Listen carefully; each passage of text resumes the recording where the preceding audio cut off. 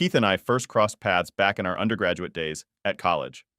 It was there in the bustling campus environment that we initially connected, just as classmates and friends hanging out, sharing laughs, and slowly getting to know each other. As time went on, our friendship began to blossom into something more romantic. We started dating, and those early days were filled with a lot of fun and getting to know each other on a deeper level. Fast forward a bit, and you'd find us not just as college sweethearts, but as a married couple. We spent a total of 6 years together, 3 years dating, followed by 3 years of marriage. During this time, we built a life together that felt pretty solid and happy. We seemed to be on the same page when it came to the important stuff: communicating openly, trusting each other completely, staying true to one another, and most importantly, loving deeply. All these things made our relationship strong, or so I thought. But life has its twists and turns, doesn't it? Even though we had these great times, things started to change, especially as we approached a major milestone in our lives. I was pregnant with our first child, which should have been one of the happiest and most supportive times. Yet, it was during this vulnerable period that I sensed a shift in Keith. It felt like his feelings started to fade, which was really tough for me to handle, especially during such a sensitive time. To add to the complexity, there was another challenge in the mix: my relationship with Keith's mom. From the get-go, I felt she wasn't too fond of me. It wasn't anything outright, but those subtle vibes and small interactions made it clear that she probably didn't see me as the ideal match for her son. This added an extra layer of stress to an already changing relationship dynamic. Keith and I came from very different backgrounds. I grew up in America with all its diverse cultures, while he was raised in a more conservative setting, under the influence of his very traditional mother. Despite these differences, Keith and I never really saw them as barriers. We embraced each other's worlds with open arms and even celebrated our union with a wedding that was styled the American way. This made it all the more puzzling why his mother seemed to have a hard time accepting me. It felt like no matter what I did, the cultural gap was too wide for her to overlook. Over time, I stopped trying to win her over. It became clear that she just didn't approve of me, and I accepted that Keith would be the one maintaining most of the contact with her. However, there was a sudden shift when we got engaged. Out of the blue, she started reaching out and engaging with me much more than before. I was skeptical at first, wondering about her sudden change of heart, but Keith was optimistic. He believed she had finally come to accept our relationship. Encouraged by this, I decided to give it a chance, hoping there were no hidden agendas behind her newfound warmth. So I started talking to her more openly, trying to build some sort of relationship. But just about a week into this new dynamic, I noticed a disturbing change in Keith's behavior too. He wasn't just different towards me, his attitude seemed to shift with everyone around us. This left me feeling uneasy, questioning the true reasons behind these changes in both his and his mother's behavior. During this period, Keith became increasingly distant, almost as if he was carrying a heavy secret he couldn't share with anyone. I tried to break through his silence, but nothing seemed to work. Then, about 3 weeks after this shift started, I discovered I was pregnant. I was overjoyed by the news and couldn't wait to tell Keith, hoping it might bring us back together. However, on the very day I planned to share my happiness with him, Keith vanished without a trace. It was surreal and devastating. The shock hit me hard, and instinctively I knew I had lost him. In a state of panic, I reported his disappearance to the police, but they couldn't offer any immediate help. I turned to my mother-in-law, hoping for some clue or comfort, but her reaction was cold and uninformative, just blank stares and vague answers that left me with even more questions. Feeling utterly betrayed and alone, I decided not to share the news of my pregnancy with my mother-in-law or the police. It seemed pointless. Their indifferent attitudes suggested they either knew more than they were willing to admit, or simply didn't care. This realization made my pregnancy even more difficult. I was emotionally and physically drained, trying to cope with my new reality while haunted by the mystery of what had happened to Keith. Those 8 months were some of the toughest in my life, as I grappled with my personal turmoil and the uncertainty surrounding Keith's disappearance. When the police finally told me they'd found Keith and that he'd left on his own accord, it was a crushing moment. They hinted that I might never see him again. The shock was so overwhelming that I fainted right there and had to be taken to the hospital. It felt like my world was falling apart, piece by piece. Later, in the midst of all this chaos, I received an envelope with no return address.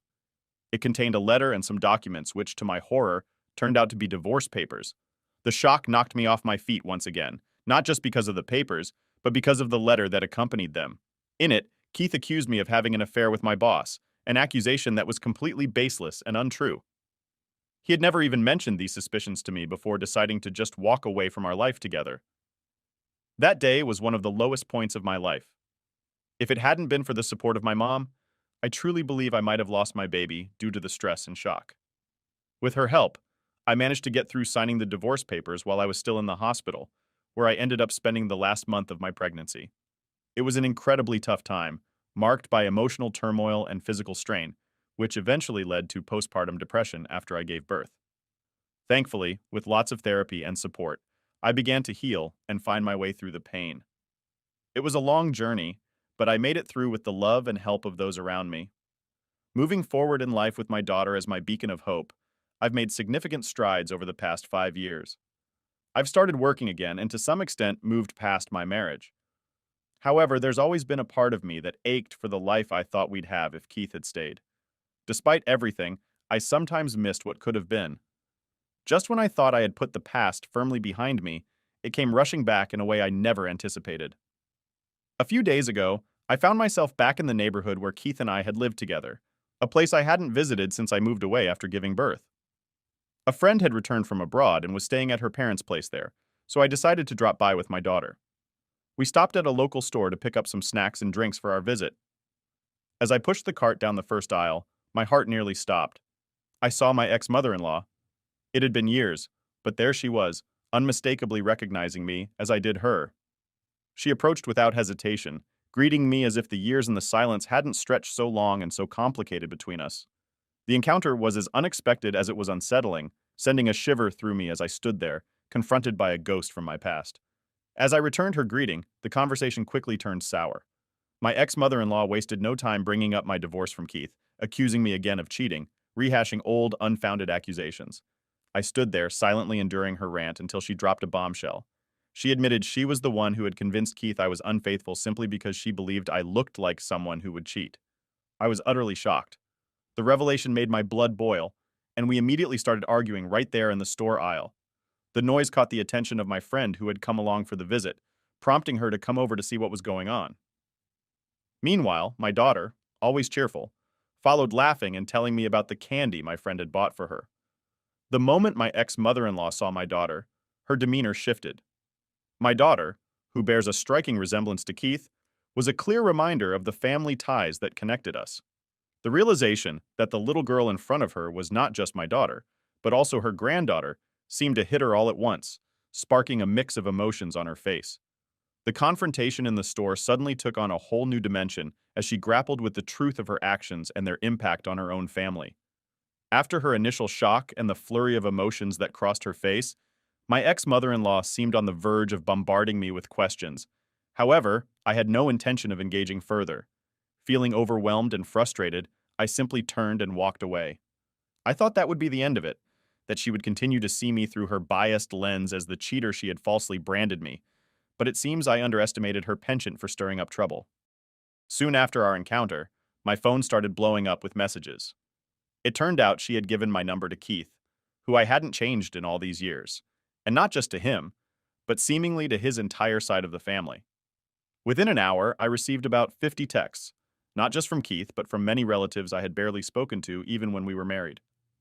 They accused me of all sorts of things, being a terrible person for not informing Keith of the pregnancy, keeping important information from him, and insinuating that my supposed secrecy was further evidence of infidelity. These accusations were baseless and deeply hurtful. Keith had left me based on false accusations and had not been there when I needed him most. The guilt they were trying to impose on me was unfair and unwarranted. Yet, despite knowing this, guilt started to creep in. It's confusing and painful when so many voices, especially those of a family you once belonged to, unite against you. Even though Keith was the one who ghosted me, the onslaught of messages made me question, even if just for a moment, whether I should have somehow reached out to tell him about the pregnancy, despite how he had hurt and abandoned me. This situation has dredged up old wounds and left me wrestling with feelings I thought I had moved past. Update 1. Facing the onslaught of messages and the complex emotions they stirred, I decided it was necessary to confront the situation head-on by meeting with Keith. He was evidently eager to resolve things too, as he flew all the way from Europe just for this conversation. When we met, the atmosphere was unavoidably awkward. Keith had changed significantly. He appeared much older than I remembered, with visible signs of stress and fatigue marking his features.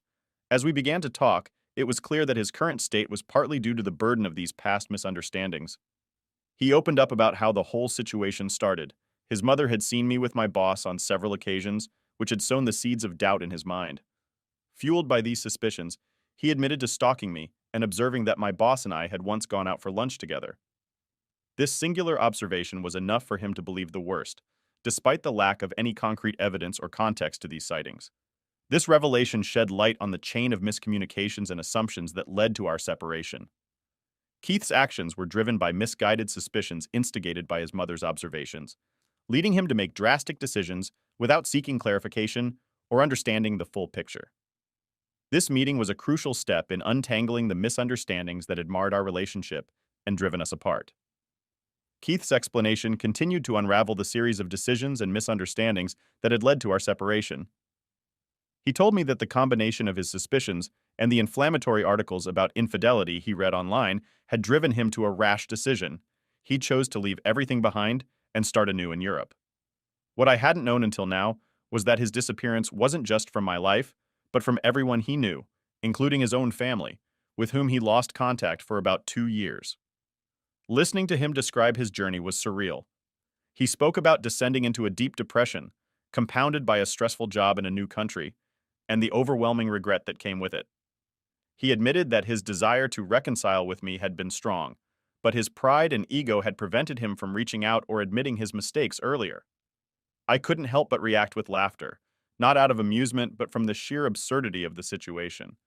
I told him about the hardships I faced, how I had to navigate pregnancy, birth, and the early years of our daughter's life alone, all while dealing with the false narrative his family continued to believe and propagate. He was visibly shocked to hear how his own actions had set off a chain reaction that deeply affected not just me, but also how his family interacted with him upon his return. The conversation was a mix of catharsis and disbelief, as both of us confronted the realities and consequences of the choices he had made, influenced by misconceptions and hasty judgments. Reaching that moment of closure with Keith was pivotal. It was as if all the confusion and hurt that had piled up over the years finally settled into something more manageable. However, even with all the explanations and regrets he shared, I found that I couldn't forgive him or muster any empathy for his situation. When I expressed this to him, it seemed to catch him off guard. He appeared offended, perhaps expecting a different reaction, maybe hoping for a more emotional connection or even a reconciliation. Keith might have anticipated that his revelations and admissions of struggle would stir sympathy or lead to a moment of shared sorrow. But I was far past that point. The years of coping alone, the stress of single parenthood, and the impact of his abrupt departure had hardened me in ways that precluded such responses. I made it clear to him that his narrative, while sad, didn't change the reality of the past or negate the consequences of his actions.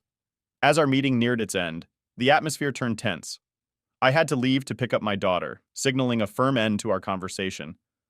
I told him plainly that I wasn't interested in seeing him again. This seemed to escalate his emotions, and he became louder, a reaction perhaps to the finality of my words. At that point, I chose to walk away from the situation, leaving behind the confrontation and the past that had briefly resurfaced. It was a stark reminder of how far I had come and a reaffirmation of my resolve to move forward with my life, focused on the well-being of my daughter and myself. Update 2. Hi everyone. Okay, so I really wasn't planning on updating everyone, but something totally crazy happened just 2 days after I met up with Keith. I was super shocked and didn't even know what to say. Out of nowhere, I got another envelope in the mail. Guess what? This time it wasn't just a letter or something like that. It was papers for a lawsuit. Yep, you heard that right. Keith and his mom are trying to take me to court to get custody of my daughter. When I read that, I freaked out big time. My heart was racing because, wow, that's pretty scary stuff. Right away, I called up my lawyer to set up a meeting. I'm going to see them tomorrow to figure out what to do next. I'll let you know how it goes after that. But until then, I'm kind of reaching out here to see if anyone knows about this legal stuff. Do you think Keith and his mom even have a chance with this lawsuit? I mean, Keith hasn't been around since I was pregnant.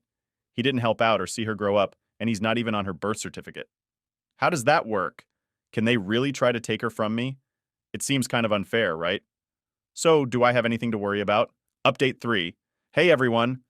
I'm back with a pretty big update, and I'm not sure if you all remember me or not, but a while ago, I reached out here seeking advice and support.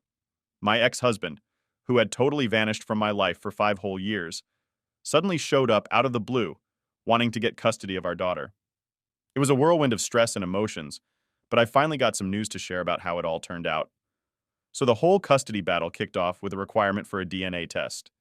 Yep, he had to prove he was actually the biological father before anything else could move forward.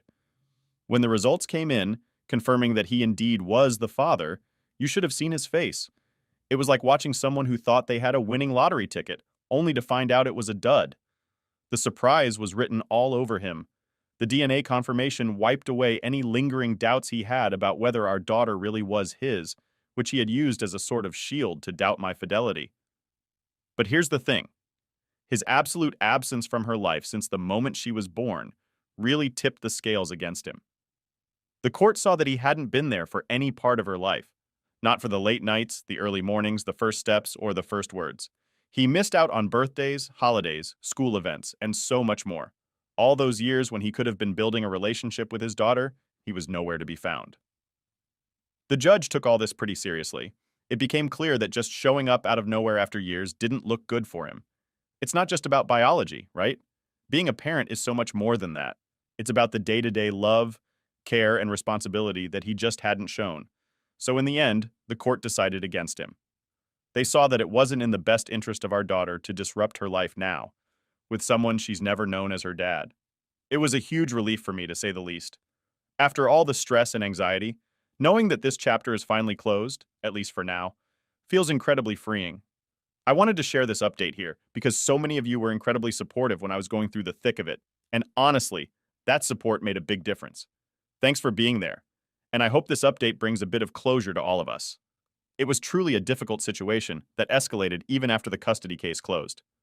Another major issue in the custody battle was Keith's distance.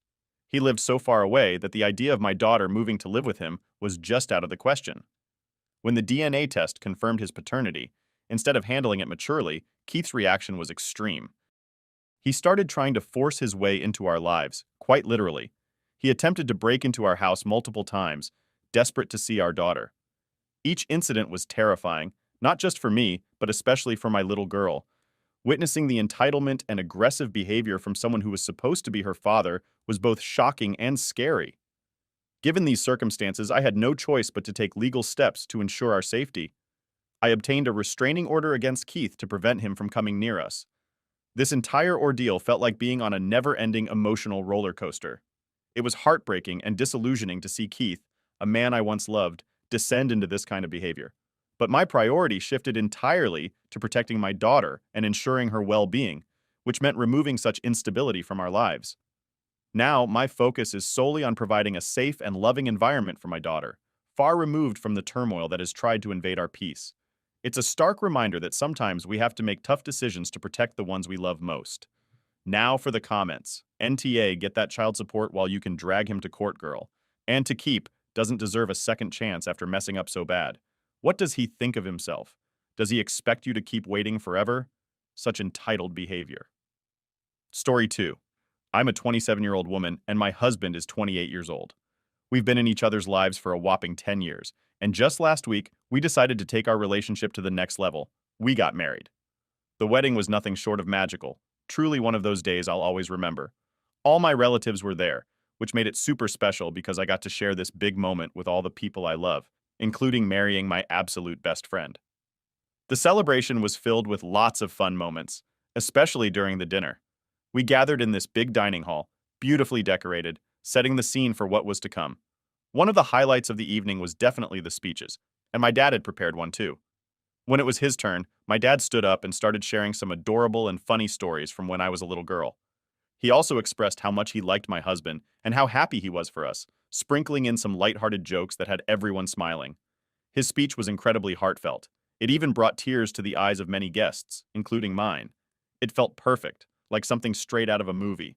After all the speeches, the mood was upbeat and everyone was invited to let loose on the dance floor. The venue we chose was this charming farm, which meant that guests could also step outside and enjoy the night air. It was a great mix of dancing and mingling under the stars. As the night went on, I made my rounds, chatting with guests and thanking them for being part of our special day. During one of these rounds, something unusual caught my attention. I spotted one of our family friends, and she looked really upset. She was sitting in a secluded, darker part of the farm, crying intensely, while her fiancé was by her side, trying to comfort her. Concerned, I approached them to see if I could help. I gently asked her what was wrong, wondering if something had happened to upset her so much. Through her tears, she explained that a part of my dad's speech had really bothered her. This surprised me because I hadn't picked up on anything wrong when he was speaking.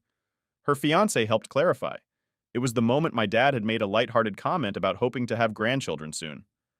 It seemed like a harmless joke to me, but it struck a sensitive chord with her. This moment was a big reminder that sometimes, even when we don't intend to, we might say things that can hurt others' feelings. It was an important lesson in being mindful of what we say, especially on such emotionally charged occasions like weddings. I spent some time with her, making sure she felt supported and understood, before rejoining the rest of our guests to continue celebrating our big day. After my encounter with the family friend who was visibly upset, the situation escalated quite quickly.